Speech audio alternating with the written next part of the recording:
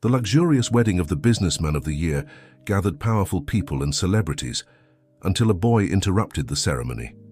In front of everyone, the child revealed an unexpected secret.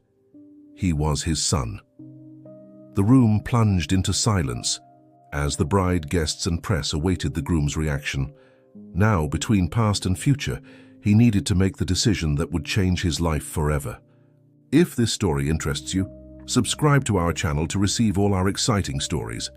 Continuing, the Plaza Hotel gleamed under the New York City sun that Saturday afternoon. The gardens of the historic hotel had been transformed into a fairy tale setting for the most anticipated wedding of the year. Richard Morgan Adams, 38, heir to the Adams development empire, adjusted his Italian silk tie for the 10th time in front of the mirror. His hands trembled slightly, betraying the nervousness he was trying to hide. "Everything is perfect, boss," said Wilson, his personal assistant for more than a decade, handing him a glass of water. "The press is positioned. The VIP guests have started to arrive, and the bride's family just confirmed they're on their way." Richard took a deep breath, observing his reflection. The tailored Armani suit highlighted his athletic figure, the result of years of gym discipline. His dark brown eyes, normally confident and determined, today revealed an uneasiness he couldn't explain. "Has Christine arrived at the hotel?" he asked, referring to the bride. "Yes, she's in the presidential suite with the makeup team and bridesmaids.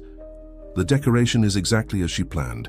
The 10,000 white orchids were arranged according to the design, and the choir is prepared." The marriage to Christine Mitchell represented more than a union of love. It was the consolidation of an empire. The Mitchell family controlled the largest private bank in the country, and this union promised to create one of the most powerful business groups in North America. Richard knew this, just as he knew that Christine was the perfect choice: elegant, educated, and equally ambitious. In the hallway, animated voices indicated the arrival of his parents. Theodore Adams, patriarch of the family, entered the room with his usual imposing posture. "Son, the major shareholders have arrived. The Federal Reserve Chairman confirmed his attendance. This is the day that will consolidate your future." Richard nodded, but his mind wandered for a moment to another time, another life. He remembered when he was just a young executive starting his career, the simpler dreams he had, a particular smile he had long tried to forget. "Richard?" The voice of his mother, Helen Adams, brought him back to the present. "It's time, the guests are waiting." The main ballroom was full. 500 carefully selected guests occupied their seats. Photographers were strategically positioned, capturing every moment of the event that would certainly grace the covers of society magazines the following week. Richard took his place at the altar, decorated with a magnificent arch of white orchids. The music began, a chamber orchestra playing Pachelbel. The bridesmaids began their procession, followed by the groomsmen. The buzz of expectation grew when the main doors closed, preparing for the bride's entrance. It was at that moment that everything changed. A small commotion at the side entrance caught the guests' attention. A boy, no more than 12 years, old, wearing simple but clean clothes, had managed to get past security. His eyes, determined yet frightened at the same time, fixed on Richard. "Please, I need to speak with you, sir," said the boy, his voice echoing in the suddenly silent hall. Richard felt his blood freeze. There was something familiar about that. Young face, something that awakened long dormant memories. The boy stepped forward, ignoring the security guards approaching. "It's about my mother, Marina." The name hit Richard like a punch to the stomach. Marina, the smile he had tried to forget, the love he had abandoned in the name of ambition, the woman he had met when he was just a junior executive, before the empire, before Christine, before everything. Whispers began to spread through the hall. Theodore Adams made a discreet gesture to the security guards, but Richard raised his hand, stopping them. His heart beat erratically as he observed the boy. Now he could see the same eyes, the same determined chin. It was like looking at a mirror from the past. The main doors opened.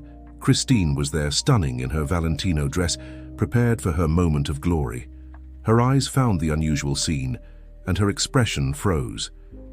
Time seemed to have frozen in the Plaza Hotel ballroom. Christine, still standing at the main entrance, squeezed the orchid bouquet so tightly that some petals began to fall off. Her father, Robert Mitchell, president of the bank, was already rising from his seat with a thunderous expression. "Richard?" Christine's voice cut through the silence like an ice blade. "What's happening?" The boy remained firm, though his eyes now showed a mixture of fear and determination. "My name is Michael," he said, addressing not only Richard but all those present. "Marina always told me about you, sir. She kept an old photo, said you were the only man she ever truly loved." Helen Adams, Richard's mother, quickly approached her son. "Richard, dear, this can be resolved later. We have 500 guests waiting. The press is already having its field day," muttered Theodore, observing the photographers frantically snapping their flashes.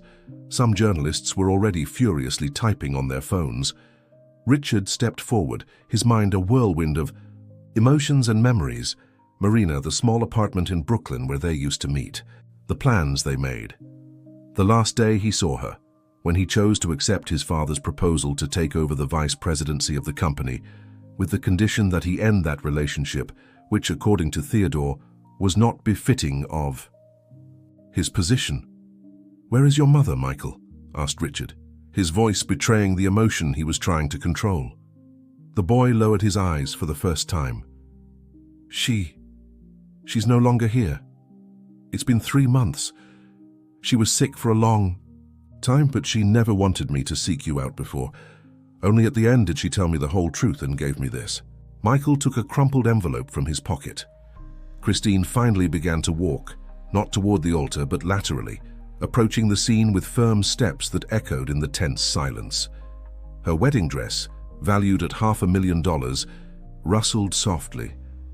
"Richard," she said, her voice controlled but trembling slightly, "did you know about this?" "No," he replied, unable to take his eyes off the envelope in the boy's hands. "Marina and I... It was a long time ago, Christine. Before all this." "Before all this?" Christine's voice took on a cutting tone. "You mean before you became the Richard Adams everyone knows? Before you decided you needed a bride worthy of your social position?" Robert Mitchell was already at his daughter's side, his normally serene face now contorted into a mask of indignation. "This is an outrage. Adams, do you have any idea what this means? The implications?" Theodore tried to intervene. "Let's resolve this in private. Wilson, please take the boy, No!" Richard's voice sounded louder than he intended. Everyone present was startled. "He stays." Michael extended the envelope toward Richard. With trembling hands, the businessman took it and opened it. Inside was an old photo, yellowed by time. In it, a younger Richard, smiling carefreely, embraced a beautiful dark-haired woman with eyes identical to the boy's. On the back, a date from 12 years ago and a message, "Forever, my love, Marina." There was also a recently conducted DNA test with Michael's genetic material compared to a sample that Marina had apparently kept from Richard, a handkerchief with his initials, preserved all these years. "Son?" Helen tried once more, but Richard raised his hand, asking for silence. Christine moved closer, her eyes fixed on the papers Richard was holding. She was a lawyer, as well as a bank heiress. She knew how to recognize an official document when she saw one. Her face lost color as she read over her fiancé's shoulder. "So that's it?" she said, her voice almost a whisper. "All our planning, our life together, our business merger, everything will be tainted by a mistake from your past." "I don't regret anything I lived with Marina," replied Richard, surprising himself with the firmness of his voice. "And this boy, look at him, Christine. Look into his eyes and tell me you don't see the resemblance." The guests watched the scene as if it were a soap opera unfolding live. Theodore Adams was furiously whispering with Robert Mitchell, probably trying to control the damage to the business partnership that was about to be formalized. Helen was trying to guide the event organizers on how to proceed. The waiters remained, paralyzed with their champagne trays. Michael remained in the same place, his eyes alternating between Richard and the photo in his hands.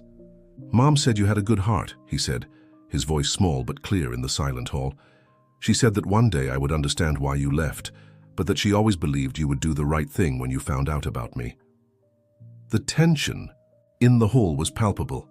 Helen Adams, always so controlled, now paced back and forth trying to calm the most important guests.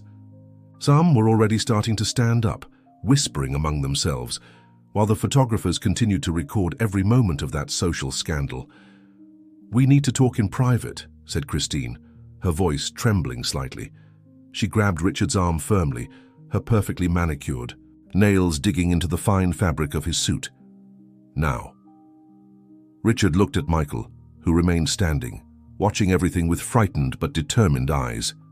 The boy seemed so small and vulnerable amid that luxurious setting, but there was a strength in his gaze that Richard recognized, the same strength he had seen so many times in Marina's eyes. "Michael stays with us," replied Richard, surprising everyone, including himself. "Any decision we make now directly affects him." Theodore Adams signaled to Wilson, who quickly organized access to a private room adjacent to the main hall. Robert Mitchell, still visibly upset, insisted on accompanying his daughter. The small group headed to the room, leaving behind the growing buzz of the guests. As soon as the door closed, Christine exploded. "How could you do this to me, Richard?" "In front of everyone. Do you have any idea what this means for my reputation, for the bank?" "I didn't know," replied Richard, running his hand through his hair in a gesture of frustration. "How could I have known? Marina never told me." "Marina?" Christine pronounced the name as if it were poison. "The woman from your humble past, the one you left behind when you decided to become somebody in life, and now she sends this boy to destroy everything we've built." Michael, who had been quiet until then, stepped forward. "My mother never wanted to destroy anything," he said, his young voice carrying a surprising maturity. "She just wanted me to meet my father before she passed away." Richard felt his heart tighten. Marina was sick. She was dying. And even then, she didn't seek him out. She protected their son all these years, raised him alone, kept her secrets until the end. And now? "This can be resolved discreetly," interjected Theodore, his business tone taking control. "We can do new tests, establish an appropriate financial agreement, ensure the boy's well-being without compromising the merger of the groups." "Financial agreement?" Robert Mitchell laughed without humor. "Theodore, your family just publicly humiliated mine. The bank's stocks will plummet as soon as this story leaks, and it will leak, you can be sure of that." Christine approached Richard, her eyes teary but determined. "You need to choose now, Richard. We've built something real together. We have plans, a future. Are you going to throw all that away because of a mistake from the past?" "Mistake." The word came out of Richard's mouth as a painful whisper. He looked at Michael, saw Marina's features again in his young face. He remembered the moments of genuine happiness he had lived with her, before ambition and family pressures led him down another path.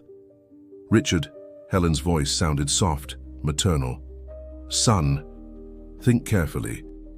There are ways to handle this without destroying everything you've built. The boy can be supported, have a good education, a comfortable future." "How can you talk like that?" Michael interrupted, tears finally running down his face. "Mom never wanted money. She worked hard all these years to raise me. She always taught me about honor, about doing the right thing. She just wanted me to meet my father, so I wouldn't be alone in the world." The silence that followed, these words was deafening.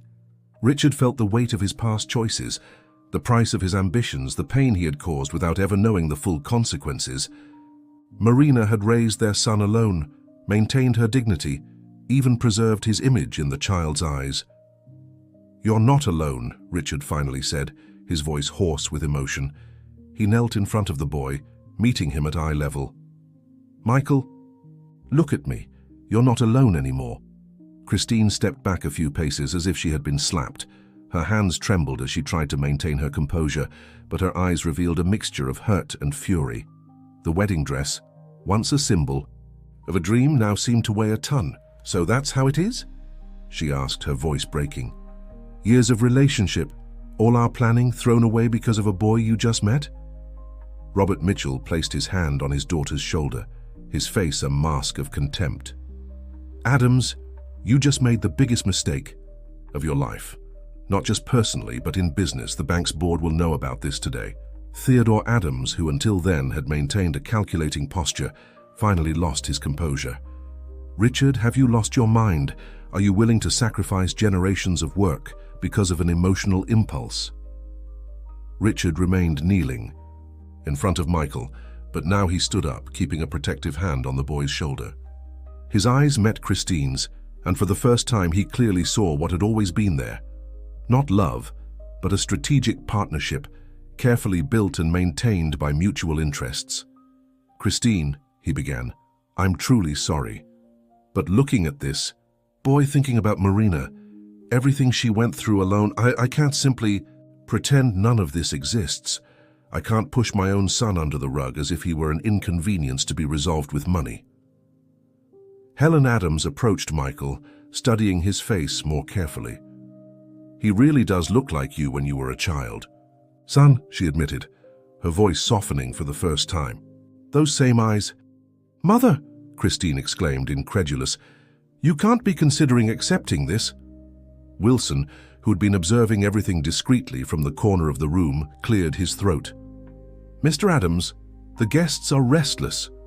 The press is starting to make calls. We need an official position. Richard ran his hand over his face, feeling the weight of the situation. Outside that room, 500 people awaited a resolution. Shareholders, business partners, political figures, all witnesses to a scandal that would certainly headline the next day's news. Michael, he turned to the boy, where are you living now? With Aunt Claire, my mom's sister, he replied. But she doesn't know I came here. Mom only told me about you at the end, gave me the documents and the photo. I had to gather courage for weeks before coming. Christine let out a bitter laugh. How touching, the brave boy who crosses the city to find his father, worthy of a prime-time drama. She turned to Richard, her eyes flashing. But this is real life, Richard, and in real life actions have consequences. You want this boy? Great, but don't think you can have it all. You can't have the bastard son and keep the bride and the empire intact. Christine, Helen exclaimed, shocked by the cruelty of her words. No, Mrs. Adams, your future daughter-in-law is right, Robert interjected. This isn't a fairy tale where everyone lives happily ever after. Adams, you have 10 minutes to decide how you want to proceed. Either we go back to that hall and continue with the wedding, treating this as an isolated incident to be resolved. Later, or, Richard asked, though he already knew the answer. Or the merger is cancelled. The bank withdraws its support for Adams' development projects. And believe me, with my influence in the market, you'll discover how difficult it is to keep an empire standing without the right alliances. Michael squeezed Richard's hand, his eyes frightened by the growing tension. I'm sorry, he whispered. I didn't want to cause problems. Mum always said that sometimes it's better to leave the past in the past, but I just wanted to meet my father. Richard felt something break inside him upon hearing those words. Marina, always so selfless, protecting everyone until the end. Her son, and even him, from whom she had every right to demand responsibility. And now her son was apologizing for simply wanting to meet his father. The clock on the wall implacably marked the passing minutes. Wilson entered the room again, his normally impassive face now showing concern. Mr. Adams, the press office needs a position. Journalists are starting to publish the first notes on news portals. Richard checked his phone. Dozens of notifications flashed on the screen. Messages from shareholders, business partners, friends. The bomb was already exploding in the outside world. 10 minutes, Adams, Robert Mitchell reminded, checking his gold Rolex. Time is running out. Christine had sat in an armchair, her wedding dress spread around her like a sea of lace and silk. Her hands trembled as she furiously typed on her phone, probably trying to control the damage to her own image. It was Helen who broke the tense silence, approaching Michael. Dear, you must be hungry. Would you like something to eat? Wilson, can arrange... Mom, Theodore interrupted, exasperated. This is not the time for that. Don't you see we're on the brink of disaster? "What I see, Theodore," Helen responded with surprising firmness, "is my grandson, a boy who had enough courage to come here alone, face this entire situation. And if Richard is half the man we raised him to be, he knows exactly what he needs to do." Richard looked at his mother with surprise. Helen had always been the silent strength of the family, the one who stayed behind the scenes while the Adams men conducted business. Seeing her position herself now with such conviction reminded him of other lessons she had tried to teach him over the years, lessons about character, about doing the right thing, even when it's difficult. "It doesn't have to be this way, Richard," Christine suddenly spoke, standing up. Her tone had changed, becoming softer, calculated. "We can resolve this with maturity. The boy can be legally recognized, have his place in the family, but we don't need to destroy everything we've built. Think about how many people depend on Adam's development, the jobs that could be lost if the company suffers." "Emotional blackmail now, Christine?" Richard asked, a sad smile on his lips. "You've always been good at that. It was one of the things that attracted me to you, your ability to manipulate situations to your advantage. But now I can see clearly." "See what?" she asked, her eyes narrowing. "That our relationship was always a transaction, a business merger disguised as a love story. I convinced myself it was more than that we had something real, but look at us now. The moment something threatens your plans, your first reaction is to calculate the damages, negotiate positions." Michael observed the exchange with attentive eyes, absorbing every word. Richard realized that the boy, despite his young age, seemed to perfectly understand the complexity of the situation. Marina must have raised him well, teaching him to see beyond appearances. "Wilson," Richard called, his decision finally crystallized. "Please arrange an official statement. The wedding is cancelled." "Richard," Theodore thundered, "you..." "Yes, I can, Dad, and I'll go further. Starting tomorrow, I want a complete audit of the company. We'll review every contract, every partnership. If Mitchell Bank wants war, so be it, but we'll fight on our own terms." Robert let out a scornful laugh. "You just signed your bankruptcy sentence, Adams." "No, Robert. I just recovered something much more valuable than money. My integrity." Richard turned to Michael, kneeling again in front of him. "Son, I know I don't have the right to ask this, that I haven't been present all these years, but would you agree to come home with me? We can talk, get to know each other better. I promise I'll try to make up for all the lost time." The boy's eyes filled with tears. You really want that? Even after all the trouble I caused?" "You didn't cause any trouble, Michael. You brought me the truth. And the truth, however painful it may be, is always the best path." The exit from the Plaza Hotel was absolute chaos. Dozens of photographers jostled, trying to capture the historic moment, the heir to the Adams empire, leaving his own wedding accompanied by an unknown boy. The flashes were incessant, and the reporters' shouts echoed through the lobby. "Mr. Adams, is it true that the boy is your son? Has the wedding been cancelled? What about the merger with Mitchell Bank?" Wilson and the security team formed a protective cordon around Richard and Michael, guiding them to the limousine waiting at the entrance. Helen Adams followed them closely, her elegant posture masking the turmoil of emotions. "Aunt Claire must be worried," Michael commented as soon as they entered the car, his voice small amid the chaos. "I left without telling her." Richard took out his phone. "We'll call her right now. What's the number?" As Michael dictated the number, Helen observed the interaction with teary eyes. It was like seeing her son going back in time, recovering, a part of himself that had been lost amid the ambitions and expectations of the Adams family. "Hello, Aunt Claire," Michael spoke on the phone. "Yes, I'm fine. I'm with my father." There was a long silence on the other end of the line.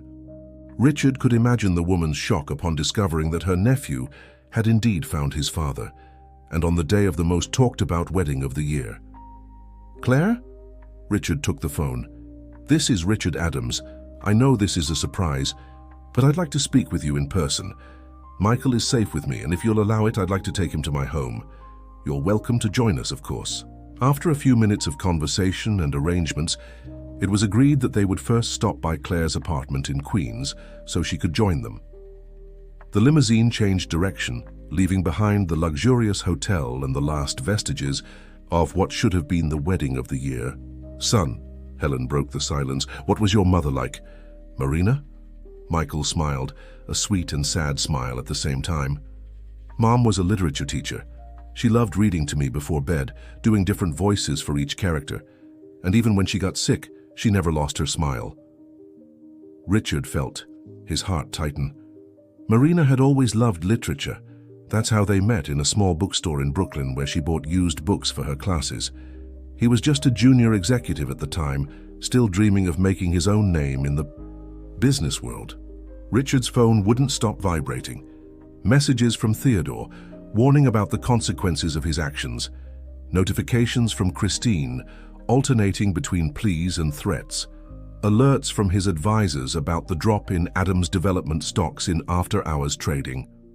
"Sir," Wilson turned from the front seat.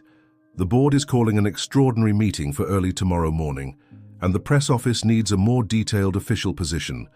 "Tomorrow, Wilson," Richard replied, not taking his eyes off Michael. "Today, my only priority is getting to know my son." The limousine stopped in front of an old building in Queens. On the third floor, a middle-aged woman anxiously waited at the window. Claire, Michael's aunt, came down quickly as soon as the doorman announced their arrival. "Michael!" she exclaimed, hugging her nephew tightly. Her eyes, very similar to Marina's, studied Richard with a mixture of caution and curiosity. "Mr. Adams, Marina spoke a lot about you in her final days." "Please, call me Richard," he responded, noticing how Claire protectively shielded Michael. "I know all this is very sudden, but I'd really like to get to know my son better, and also learn more about Marina's last years." Claire nodded slowly. She never stopped believing that one day you would know the truth. Even when everyone said she should seek her rights, demand child support, Marina always said that some things need to happen at the right time. Helen, who had been observing the scene in silence, stepped forward. "Claire, please join us. We have a lot to talk about, a lot to understand, and Michael needs all of us right now." The Adams mansion in Greenwich, Connecticut was a completely different world from the modest apartment where Michael had grown up. The boy observed everything with wide eyes as they crossed the immaculate gardens, the marble fountains, the strategically positioned statues, the pool that resembled an artificial lake. "It's big," he commented timidly, squeezing Aunt Claire's, and Helen smiled, leading the group to the main living room. When Richard was little, he used to use these gardens as his own enchanted forest. There was a swing on that century-old tree. "It's still there," Richard completed, surprised that his mother remembered these details. "I never had the heart to have it removed." Claire observed everything with a mixture of admiration and apprehension. "Marina always said you lived in a different world now. I think I finally understand what she meant." Wilson discreetly entered the room, carrying a tray with tea, coffee, and hot chocolate. There was also a variety of cookies and small sandwiches. Helen had clearly given specific instructions for receiving her grandson. "Michael," Richard began, sitting next to his son, "I know all this is very new and can be frightening. I want you to know that you can take the time you need to adjust, and that nothing will change unless you feel comfortable." The boy nodded, taking a cup of hot chocolate. "Mom had a photo album," he said suddenly, "with some pictures of you from when you were together. She always smiled when she looked at them." Helen discreetly wiped away a tear. "We would very much like to see that album, if possible," she said, looking at Claire. "It's at my home," Claire replied, "along with other things Marina left for Michael. She organized everything in the last months, you know, as if she knew this moment would come." Richard's phone vibrated again. It was Theodore. He ignored the call, but knew he couldn't postpone the approaching storm forever. The online news already speculated about the future of Adams Development, and the first market analyses predicted difficult days ahead. "Mr. Adams," Wilson respectfully interrupted, "forgive the intrusion, but Miss Christine is at the gate. She insists on speaking with you." Richard exchanged glances with his mother. Helen immediately understood. "Michael, dear, how about seeing the rest of the house? There's an incredible library on the second floor that I think you'll love." Claire stood up to accompany them, but Richard gently detained her. "Claire, please stay. I think it's important that you participate in this conversation." Minutes later, Christine entered the room like a contained storm. She still wore the wedding dress, now slightly crumpled, and her face showed signs that she had been crying, though her makeup remained flawless. "So this is where you've been hiding," she said, her voice trembling slightly upon seeing Claire. "And I see you're already assembling your new happy family." "Christine," Richard sighed, "don't make this more difficult than it already is." "Difficult?" She laughed without humor. "Do you have any idea what's happening out there? My father's bank stocks have already fallen 5% just with rumors of the cancelled merger. Your company is bleeding in the market. And here you are, playing house with your newly discovered son." Claire stood up, her posture surprisingly firm. "Miss, I respect your pain, but I won't allow you to treat such a delicate situation this way. Michael is just a child who lost his mother and finally found his father. Marina protected all of you for years, keeping this secret." "Protected?" Christine cut her off. "Or just waited for the perfect moment for her revenge? Sending the boy exactly on the wedding day? Please, Marina never planned this," Richard intervened, his voice laden with certainty. "She wasn't that type of person. If she were, she would have sought me out years ago when I was already rich enough to provide a comfortable life for her and Michael. But she chose to raise our son alone with dignity, asking for nothing in return." Christine remained silent for a few moments, as if processing Richard's words. Her gaze wandered around the luxurious room, stopping on an old photo. Above the fireplace, Richard still young alongside his parents on the day he assumed the vice presidency of the company. "You really don't know everything, do you?" She finally spoke, her voice assuming a different tone, almost resigned. Richard frowned. "What are you talking about?" "Your father," Christine continued, sitting in an armchair as if her legs could no longer support her. "Theodore Adams always knew about Michael." The shock of the revelation hit Richard like lightning. Claire brought her hands to her mouth, her eyes widening. Upstairs, they could hear the distant voices of Helen showing Michael the library. "That's impossible," Richard stammered. He never—" 12 years ago, Christine continued, her voice now monotonous, as if reciting a long-held story. "Marina tried to find you. She was 3 months pregnant. Your father intercepted her, offered her money to disappear, keep the baby a secret. She refused." Claire rose abruptly. "It's true. Marina told me about this meeting years later. But she never mentioned it was your father, Richard. She only said she had received an indecent proposal from someone connected to the Adams family." Richard felt his blood boil in his veins. Memories began to fit together like pieces of a macabre puzzle. His father's sudden interest in sending him for an MBA abroad right after he broke up with Marina. The insistence that he immediately assume the vice presidency upon his return. The first casual meeting with Christine at a business event. "How do you know this?" he asked Christine, his voice hoarse. "Your father told me 2 years ago when we started planning our business merger. He wanted to make sure I was prepared for contingencies." She let out a bitter laugh. "He even kept a dossier on Marina and the boy to ensure they would never approach at an inconvenient moment." Wilson, who remained discreetly in the corner of the room, cleared his throat. "Mr. Adams, perhaps this explains the monthly deposits. I found in last year's audits, small amounts regular, to an account in the Cayman Islands. For the private investigator," Christine confirmed. "Your father never stopped monitoring them. He knew when Marina got sick. He knew she had kept proof of paternity. He knew this moment might come." Richard rose abruptly, walking to the window. Outside, the garden that had previously seemed like paradise now had a somber air.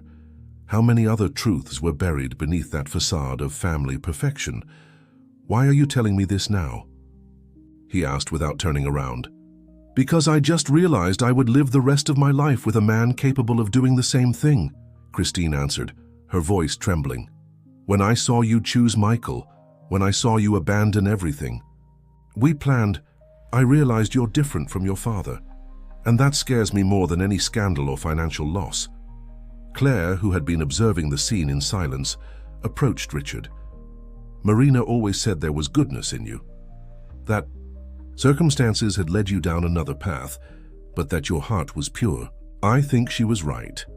The sound of footsteps on the stairs made everyone turn around. Helen was coming down with Michael, their faces lit up with smiles. Apparently, the library had been a success. The boy carried an old book in his hands, his eyes sparkling with enthusiasm. "Dad!" Michael called, stopping abruptly upon seeing Christine. His smile faltered. Richard felt his heart tighten upon hearing that word, Dad, naturally coming from his son's lips. It was the first time Michael had called him that. At that moment, all of Theodore's manipulations, all the veiled threats from the financial market, seemed insignificant. The private office of Theodore Adams on the top floor of the company's headquarters building occupied the entire floor. Through the floor-to-ceiling windows, one could see New York City in all its glory, from the Hudson River to the Empire State Building. It was a constant reminder of the power the family had built over generations. Richard entered without knocking. His father was standing by the window, a glass of whiskey in hand, contemplating the city he considered his personal kingdom. "I imagined you would come," Theodore said without turning around. Christine was always too emotional. "I shouldn't have trusted her with such delicate information." 12 years, Richard spoke, his voice controlled but laden with contained anger. "For 12 years you knew I had a son, that Marina was raising my son alone." Theodore finally turned, his face a mask of studied calm. "I did what was necessary to protect our family, our legacy. Marina was inappropriate, a literature teacher with no connections, no adequate family background. What did you expect? That I would allow her to destroy everything we've built?" "She never wanted to destroy anything," Richard exploded. "Marina refused your money, raised Michael alone, kept the secret even when she was sick and needed help. She had more dignity in her smallest gesture than you have in your entire life of manipulations." "Dignity doesn't build empires," Theodore retorted, his voice hardening. "Look out the window. Richard, see all those buildings? Half of them bear the Adams mark. We generate thousands of jobs, move the economy, have influence in Washington. Do you think I achieved all this by being dignified?" Richard approached his father's desk, resting his hands on the Italian marble top. "You monitored them all. These years, you knew when Marina fell ill. How could you be so cruel?" "Cruel?" Theodore laughed without humor. "Cruel would be letting you throw your life away for a juvenile romance. Cruel would be allowing you to destroy your future because of a bastard son. I gave you the world, Richard. I made you the man you are today." "No," Richard replied, his voice low but firm. "You turned me into a copy of yourself. You made me believe that success and power were more important than anything else. But you know what I discovered today? That Michael, raised by Marina with the little she had, is more principled and brave than I ever was in all these years following in your footsteps." The phone on Theodore's desk rang, probably another call about the crisis in the company's stock. Neither moved to answer it. "And what do you intend to do now?" Theodore asked, a tone of mockery in his voice. "Abandon the presidency? Hand over everything we've built to raise your newly discovered son? The shareholders won't accept this. The market is already reacting negatively. In a week, we could lose important contracts." "No," Richard interrupted him. "I won't abandon the company. I'm going to transform it. From today, Adams Development will have new values, new direction. And you, Dad, are officially removed from the board." Theodore turned pale. "You can't do that. I'm the chairman of the board." "I can and I will. I have enough support from the other board members. Your obsession with control, your manipulations, your arbitrary decisions. Many people were already tired, just waiting for the right moment for a change." "You ungrateful." Theodore advanced but stopped upon seeing Helen entering the room. "Helen, what are you doing here?" "I came to support our son," she replied calmly, "and to get to know our grandson better. Michael is an extraordinary boy. Theodore, if you had given him a chance, if you had allowed Richard to know." "You knew too?" Richard asked, shocked. Helen shook her head. "No, son, your father was always very good at hiding his secrets. But now, seeing Michael, remembering Marina, I realize how many signs I ignored over the years." Theodore poured himself more whiskey, his hands trembling slightly. "You don't understand. Everything I did was to protect our family, our name." "No, Dad," Richard cut him off. "Everything you did was to protect your own power. But it's over. From now on, I'm going to rebuild the Adams name, not with manipulations and secrets, but with honesty and social responsibility." 6 months had passed since that fateful day at the Plaza Hotel. The headquarters of Adams Development still maintained its imposing presence on Wall Street, but something had changed. In the main lobby, where previously there were only photos of the company's luxury developments, now there was also a large panel with social projects, affordable housing complexes, schools, cultural centers. Richard observed the city from the same office that had once belonged to his father, but his gaze was different. On his desk, besides the usual financial reports, there was a colorful drawing made by Michael, a representation of the family they now formed, including Aunt Claire and Grandma Helen.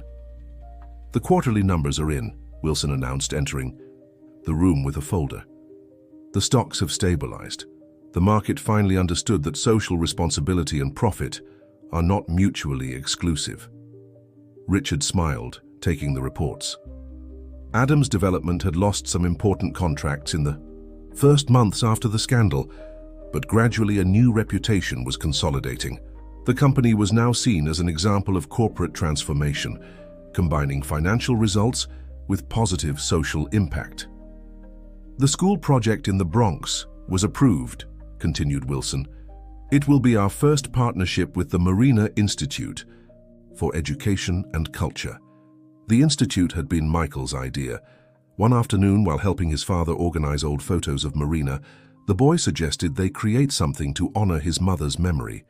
The project grew, transforming into a foundation dedicated to bringing education and culture to underprivileged communities, exactly as Marina had always dreamed. Helen entered the room, elegant as always, but now with a different sparkle in her eye. The time spent with her grandson had awakened in her a new energy, a purpose that went beyond social events and obligations of high society. "Michael is waiting for you for lunch," she announced. "Claire prepared that pot roast you love." After the revelation about Theodore's role, Claire had grown even closer to the family. Her constant presence helped keep Marina's memory alive, and her maternal affection had been fundamental to Michael's adaptation to his new life. "And how's Dad?" Richard asked, though he already knew the answer. "Still secluded in the country house," Helen sighed, but yesterday he asked about Michael. It's small progress. Theodore had voluntarily withdrawn after the scandal, isolating himself in the family property in the Hamptons. At first, he refused to accept the changes, but time was beginning to soften his resistance. While tidying his things to leave, Richard found an old photo in the bottom of a drawer. He and Christine at a charity event, smiling for the cameras. He had heard that she had traveled to London, where she had taken over the European branch of her father's bank. Sometimes he wondered if she had found her own truth away from family pressures. On the way home, Richard made a detour. The small apartment where Marina had lived with Michael had been transformed into a community library, the Institute's first project. At the entrance mural, a photo of her smiling inspired young people to believe in the transformative power of education. "Dad!" Michael ran to hug him as soon as he entered the house. At 12 years old, the boy already showed features, increasingly similar to Richard, but his eyes, those deep, dreamy eyes, were entirely Marina's. "How was school today?" Richard asked, affectionately messing up his son's hair. "Great! I presented a report on American literature. The teacher said I looked just like Mom when I got excited talking about Mark Twain." Claire smiled from the kitchen, where she was, finalizing lunch. He has the same sparkle in his eyes that Marina had when talking about her favorite books.